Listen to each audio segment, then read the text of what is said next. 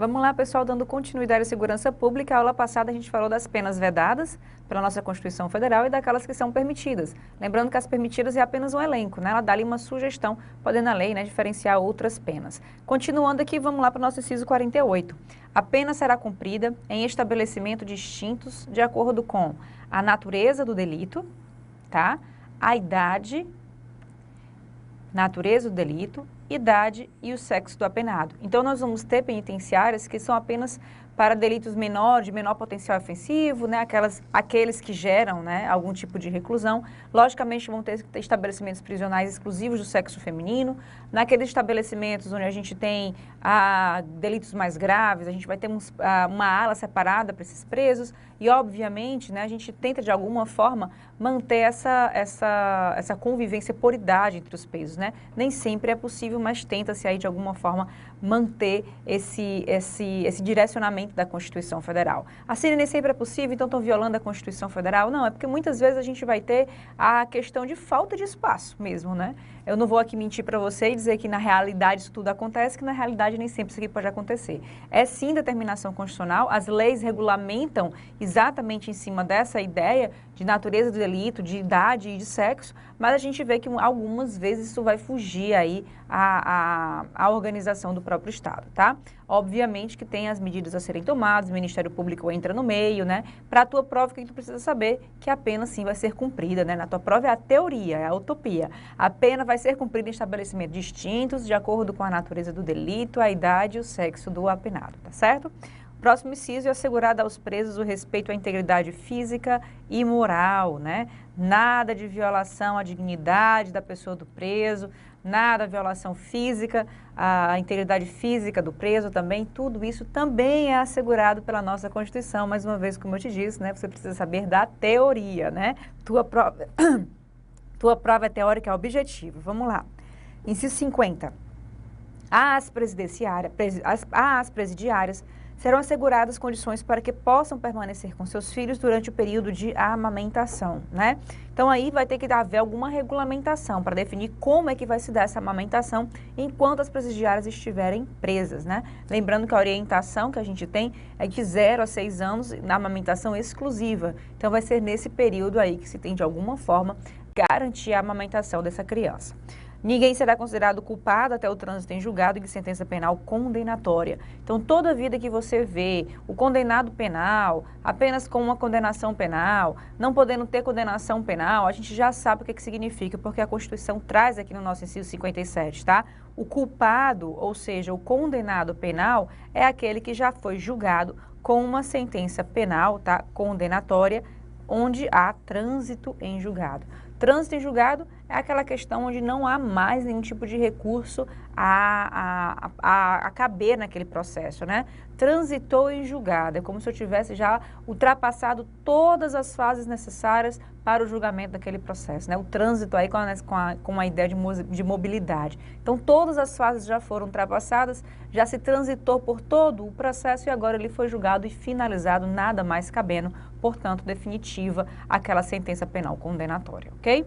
Continuando, o civilmente identificado não será submetido à identificação criminal, salvo nas hipóteses previstas em lei. Ou seja, aquele que se identifica mediante um documento civil, carteira de identidade ou documento válido, tá? Não vai ser submetido à identificação criminal. A identificação criminal é aquela onde se tira as impressões digitais do indivíduo, né? Então, essa identificação criminal, ela vai ser dispensada toda a vida que o indivíduo for civilmente identificado, salvo nas hipóteses previstas em leis, como no crime de organização criminosa, como também no de falso documento, né? Que indivíduo onde tem 5, 7 carteiras de identidade com nomes diferenciados, obviamente que a gente vai ter aí a necessidade de uma identificação criminal, tá? Então, a regra é a identificação civil e a identificação criminal vem aí apenas quando houver exigência legal.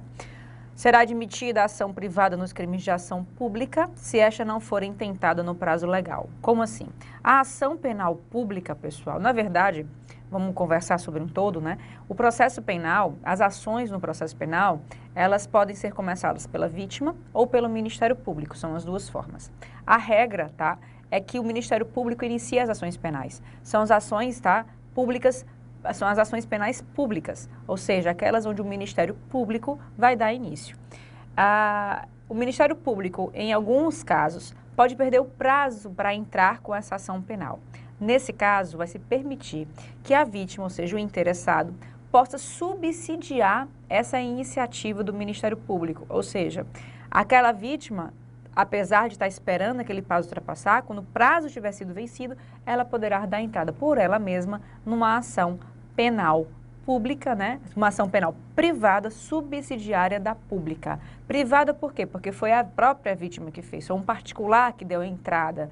E por que subsidiária da pública? Porque, na verdade, era para ser sido o Ministério Público, tá? Existe uma outra modalidade, que é a ação penal privada, onde alguns crimes, geralmente crimes que envolvem aí, por exemplo, a honra, a gente tem calúnia, difamação e injúria, são crimes de ações penais privadas, ou seja, é a própria vítima que dá a iniciativa. Por quê? Porque o bem jurídico é exclusivo dela. A sociedade como um todo, em alguns casos, tá, o Ministério Público pode até adentrar, mas na grande maioria dos casos, a sociedade como um todo está mais como uma espectadora, né, e não como uma vítima também. Porque o direito penal tem muito essa característica do indivíduo vítima e da sociedade como uma vítima secundária, digamos assim. O homicídio não é só o indivíduo que morre, que é a vítima. Nós temos toda uma sociedade assustada, enfim, né, com medo daquilo ali, acaba de alguma forma também violando aí, apesar de secundariamente, os interesses sociais. Os crimes de ações penais privadas, geralmente, têm-se mais o interesse particular da vítima.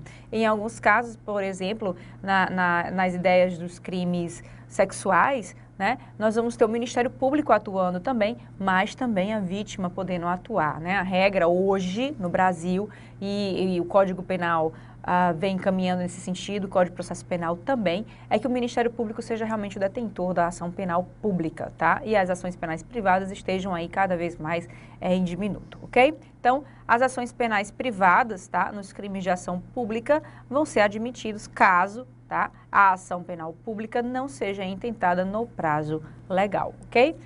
Continuando aqui, a lei só poderá restringir a publicidade dos atos processuais quando a defesa da intimidade ou interesse social exigirem.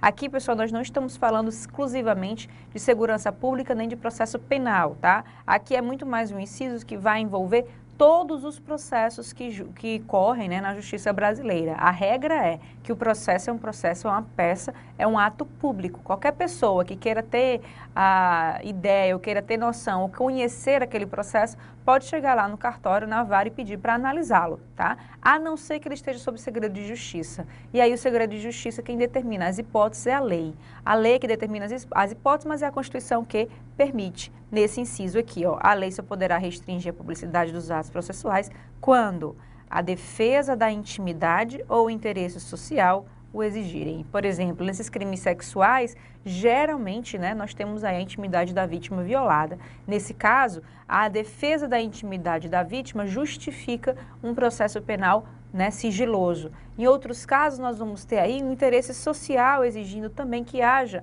esse sigilo. Em cima de uma ou de outra hipótese, a lei é que vai definir as hipóteses específicas, né? Vai detalhar isso daqui. Veja que isso aqui é uma regra geral, ninguém está dizendo quais são os crimes e quais são as circunstâncias que vão justificar esse sigilo do processo penal. Aí cabe à lei, portanto, fazer, né, essa justificativa, essa delimitação. Obviamente, tá, que se for necessário também a mesma situação no processo civil, uma lei também irá prever as mesmas circunstâncias, tá? E aí a gente vai ter na própria aplicação legal, né, a análise do juiz para saber se é ou não é caso de determinar o sigilo do processo, ok? Continuando, ninguém será preso senão em flagrante delito, tá? Ou por ordem escrita e fundamentada da autoridade judiciária competente, salvo nos casos de transgressão militar ou crime propriamente militar definidos em lei. De tudo que a gente viu até agora nessa aula da gente, esse é o inciso de maior incidência. É o que vem sendo mais cobrado em prova, tá? Não que tenha, assim, grande incidência, não, mas dos de segurança pública que caem em outras provas, né? Esse aqui é o que tem mais incidência. Aproveitando para falar sobre essa incidência, pessoal, geralmente esses capítulos de segurança pública, eles não têm tanta incidência em prova que não seja de polícia, tá? A maioria das vezes que eles vão cair, cai muito mais nessa prova, nessas carreiras policiais do que, por exemplo, analista de tribunal, enfim. Analista de tribunal, INSS, Receita e tudo, tenta-se buscar incisos que são mais gerais, né, que são de contatos de todos. Esses daqui, geralmente, a gente vai ter um grupo, né, digamos assim, muito mais restrito, para a destinação desses incisos, né? Ou quem já foi preso, quem está prendendo, ou quem está trabalhando dentro desse processo. Então, é algo muito mais restrito do que os outros incisos que a gente já viu. Desses de segurança pública que a gente está trabalhando, aquelas vedações das penas que a gente já conversou são bastante cobradas, e esse nosso inciso 61 também, ele também tem bastante incidência. Vamos destrinchar ele aqui para você ir tranquilo para a sua prova. Olha só, ninguém será preso senão em flagrante delito, tá? Ou por ordem escrita e fundamentada. Aqui o que a Constituição está falando?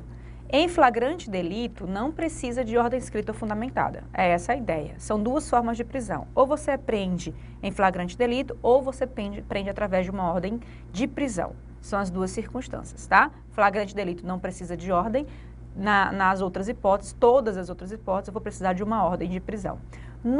Na prisão de flagrante, tá? Naquele momento em que é o cara que é pego com a boca na botija, né? Está praticando crime naquele momento, aquele indivíduo ele vai ser preso e não precisa ser de uma autoridade, não precisa ser por uma autoridade policial, pode ser inclusive por um particular, tá? Tanto é que eu não preciso de ordem nenhuma para fazer aquela prisão. Basta que qualquer indivíduo, analisando a situação de flagrante, faça a prisão e determine aquela prisão. Daí a gente tem a possibilidade da CPI poder determinar uma prisão em flagrante, mas ela não expede ordem de prisão, tá? Vejam só a diferença. A CPI pode determinar uma prisão em flagrante como você, como eu, como qualquer pessoa, tá certo? Por ordem escrita e fundamentada, aí a Constituição vem definindo. Olha só, tem que ser de uma autoridade judiciária competente, ou seja, de um juiz, tá? Competente, salvo nos casos de transgressão militar, onde vai ser uma autoridade militar, né? Ou crime propriamente militar definidos em lei. Então, é o juiz que determina a prisão nos outros casos que não sejam de flagrante. A não ser que aquilo ali tenha alguma conotação militar. A não ser que eu tenha aí um crime militar envolvido e aí, nesse caso, é uma autoridade militar que vai fazer essa prisão, ok? Então, 3 tipos de prisão analisados nesse nosso inciso 61. A flagrante, aquela determinada por ordem de autoridade judiciária, que são todas as outras prisões cíveis, tá? E a prisão militar, que vai ser por uma autoridade militar, ok? Caminhando, a prisão de qualquer pessoa e o local onde se encontre serão comunicadas imediatamente ao juiz competente, à família do preso ou à pessoa por ele indicada. Outro inciso que também tem uma certa incidência de prova e geralmente se cobra em cima desse imediatamente, tá? Não é 24 horas, tá? Imediatamente é imediatamente. As bancas geralmente serão comunicadas em 24 horas ao juiz competente, à família do preso, à pessoa por ele indicada. Então, imediatamente é imediatamente. Foi preso, é comunicada à família do preso, uma pessoa comunicada e ao juiz competente, tá? Outra ideia que também que as bancas vêm brincando, ele pode trocar isso daqui, ó, por uma autoridade religiosa. Em vez de ser uma pessoa por ele indicada, tá? Coloca aqui por uma autoridade religiosa. E a gente sabe que não tem nem por onde se questionar uma questão dessa, porque nós vivemos em um Estado laico e o Estado jamais estaria vinculando uma prisão, que é um ato público, à comunicação de uma autoridade religiosa, né? Então, imediatamente ou ao juiz competente ou à família do preso. E caso ele não queira comunicar à sua família, ele indica uma pessoa, tá? É essa a ideia aí que a gente tem. A família ou a uma pessoa. O juiz competente, sempre. E a família ou a uma pessoa, fica essa situação de alternatividade, tá? Ou uma ou outra. Próximo inciso, o preso será informado de seus direitos, entre os quais o de permanecer calado, sendo-lhe assegurada a assistência da família e de advogado. Outro inciso também que se troca, em vez da família, assistência religiosa. A gente sabe que não existe isso em um Estado laico, tá certo? Então, assegurada a assistência da família e de advogado. O que a gente tem aí de religioso no meio, que às vezes o pessoal faz confusão, é naqueles estabelecimentos de internação coletiva, vai se permitir a assistência religiosa, porque é um momento de fragilidade, os indivíduos, as pessoas geralmente buscam, né, esse amparo religioso nesse caso. Então, nessas instituições de internação coletiva, pode sim ter assistência religiosa. Agora, uma assistência religiosa, como eu já falei para vocês, ecumênica, né? Não é direcionada a uma religião ou outra, tá? E tanto o estabelecimento civil como militar de internação coletiva. É o único momento que se fala de assistência religiosa, assim, a um grupo, tá? Aqui, nessa parte penal, não existe. Nem comunicar a autoridade religiosa e muito menos assistência religiosa no caso do preso, né? Então, ele vai ser informado de seus direitos, entre eles de permanecer calado, sendo assegurada assistência aí da família e de advogado, ok? Continuando, O preso tem direito, né, à identificação dos responsáveis por sua prisão ou por seu interrogatório policial. Tem que estar lá identificado as pessoas que levaram ele à delegacia pela prisão e aqueles que fizeram seu interrogatório. A prisão ilegal será imediatamente relaxada pela autoridade judiciária, né? Nós temos uma prisão, a prisão ilegal, pessoal, existe quando, por exemplo, numa temporária, o prazo já extrapolou, quando o auto de flagrante não é lavrado corretamente, quando a gente tem aí certas, digamos assim, abusos, né, das hipóteses previstas em lei. Então, nesse caso, a prisão ela é relaxada, ele não é posto em liberdade, ele é livrado solto, vamos colocar assim, tá? Porque quando você é colocado em liberdade, você é preso em flagrante, paga fiança e é colocado em liberdade. E aí você passa a gozar de uma liberdade provisória, tá? Nesse caso aqui, é a prisão ilegal mesmo, aquela que o indivíduo não deveria estar preso. Ela é, portanto, relaxada, tá? O indivíduo será levado à prisão ou nela mantido quando a lei admitir a liberdade provisória com ou sem fiança. Pronto, é exatamente o que a gente estava falando, a diferença das duas, né?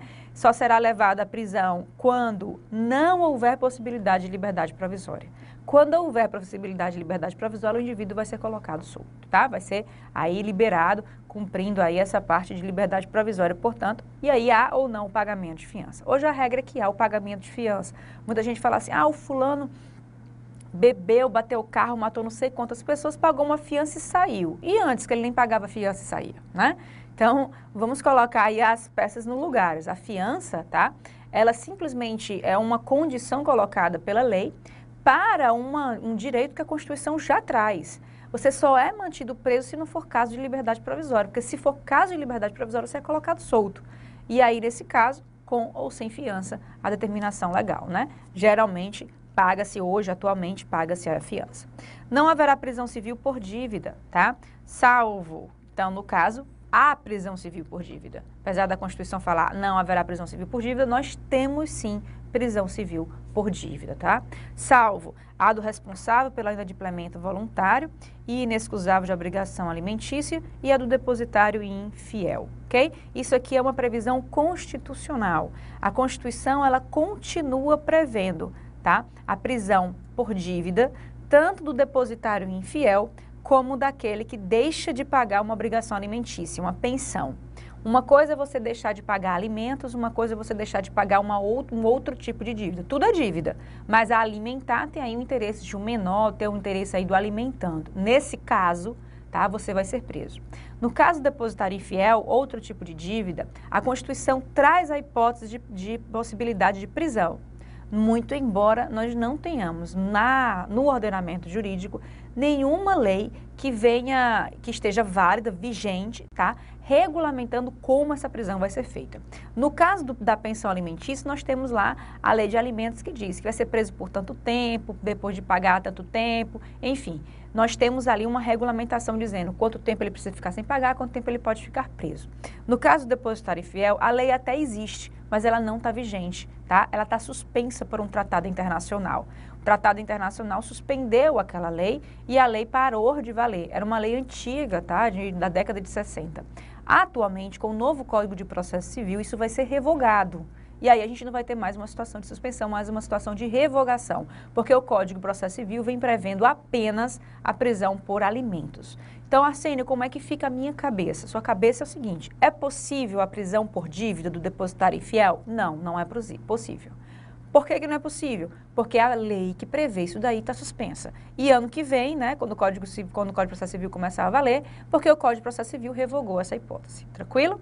Agora, existe previsão constitucional para a prisão por dívida? Sim, existe. Tanto para de alimentos como para o depositário infiel, para as duas. Então, nós não temos aqui uma revogação constitucional. Nós vamos ter aqui, na verdade, abaixo, a nível de ordenamento jurídico. Funciona assim, ó. Constituição Federal está aqui em cima, as leis estão aqui embaixo.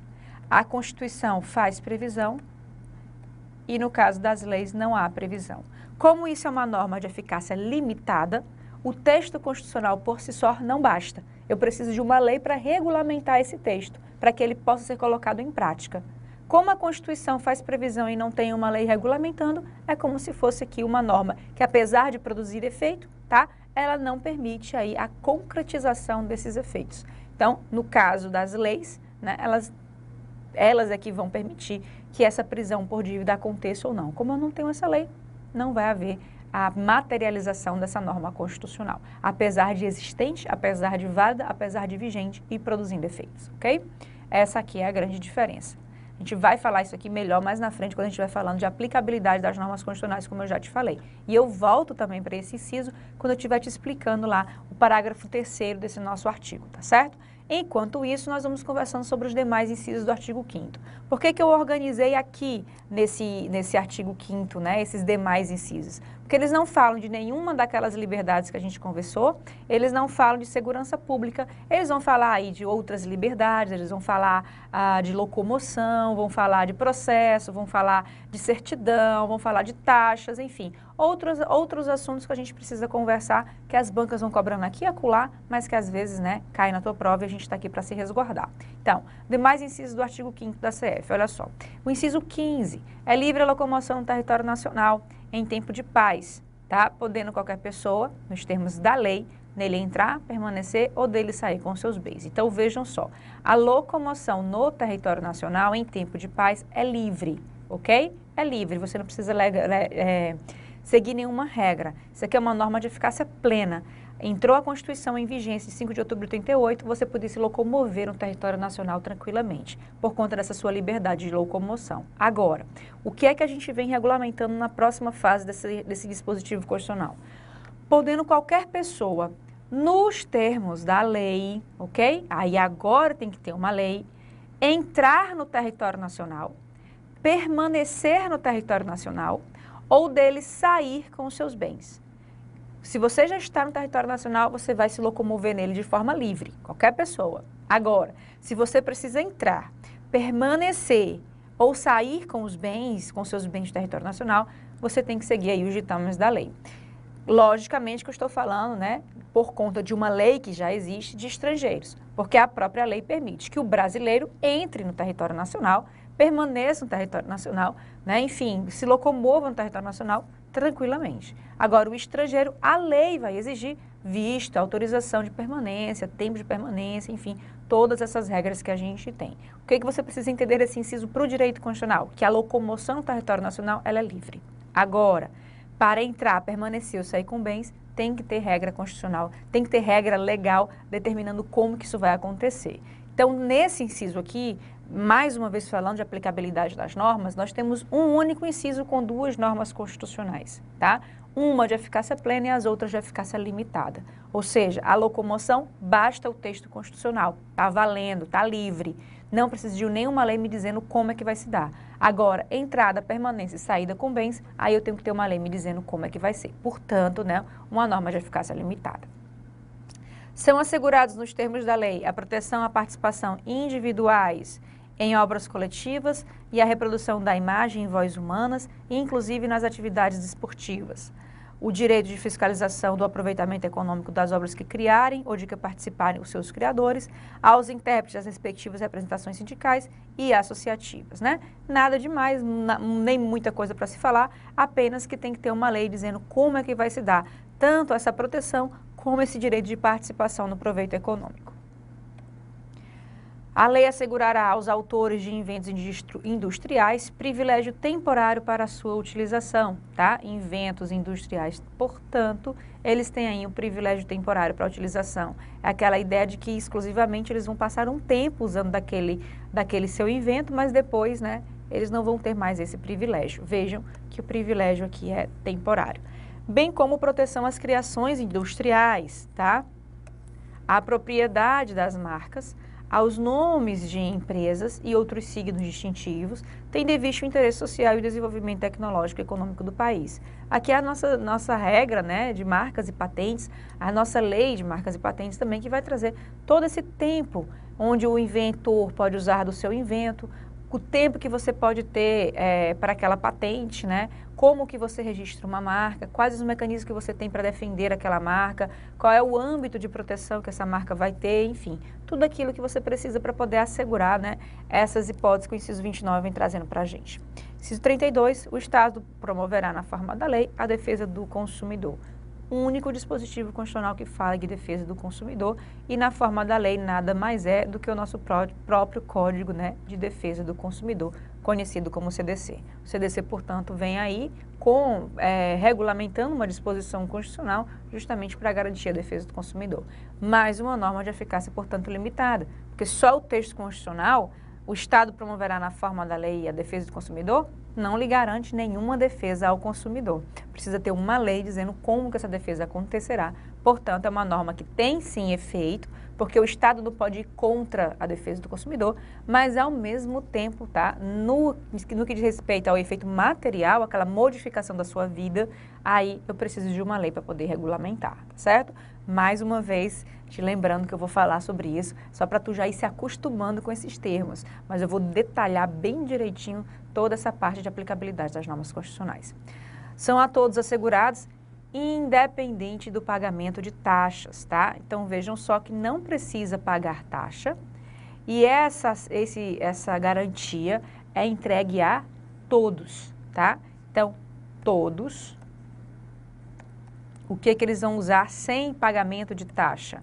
Direito de petição, tá? Os poderes públicos, defesa de direitos contra a ilegalidade ou abuso de poder e a obtenção de certidões em repartições públicas para a defesa de esclarecimentos e situações de interesse pessoal. Então, olha só, o meu direito de petição e o meu direito de certidão para defesa de direitos. Vejam, pessoal, que essa gratuidade a todos está sempre se relacionando a uma defesa de direitos. Porque você faz seu direito de petição para defender direitos contra a ilegalidade ou abuso do poder público. E além, a sua certidão também repartição pública é também para defesa de direitos de declaração de situação de interesse processual. Ou seja, você vai ter sempre direitos envolvidos. Se você tem aqui a defesa de direitos envolvidos, essa isenção de taxa é para todos, tá? Por que eu estou falando isso para vocês? Porque vocês mais na frente vão ver que eu tenho também, tá? Essa falta de, essa não necessidade de pagar taxa, mas apenas para os pobres, tá? E as bancas vêm brincando com isso na sua cabeça e muita gente tem errado. Muita gente me procura para interpor recurso em cima de questões como essa, quando o próprio texto constitucional já deixa claro que para todos é apenas o direito de petição e certidão para a defesa de direitos. Ou seja, isenção de taxa para todos no que diz respeito ao exercício de direitos. Direitos que estão sendo violados ou de alguma forma ameaçados. Aí eu vou garantir a isenção de taxas para o direito de petição como instrumento de defesa daquele direito, como a certidão como instrumento de defesa daquele direito, tá? Vejam que aqui não é o direito em si. Todos dois, tanto o direito de petição como a certidão, elas servem de instrumento para a defesa de um outro direito. É como se eu tivesse aqui um remédio constitucional. E, na verdade, é um remédio constitucional, tá certo? Vamos falar de remédio mais na frente. Vejam que é um instrumento para a defesa de outro direito. É um direito para defender um outro direito. Essa é a ideia que nós temos aqui, tá certo? A aula que vem a gente vem falando mais um pouco sobre isso daqui. E eu vou trazer o inciso que diferencia, tá? Para tu poder lembrar que esse aqui é para todos. E o que eu venho trazendo ali, certidão, por exemplo, de óbito, certidão de nascimento, que é o próprio direito em si, ali é somente para os pobres, tá? Para os reconhecidamente pobres pela lei, ok? Já já a gente fala sobre isso. Até já.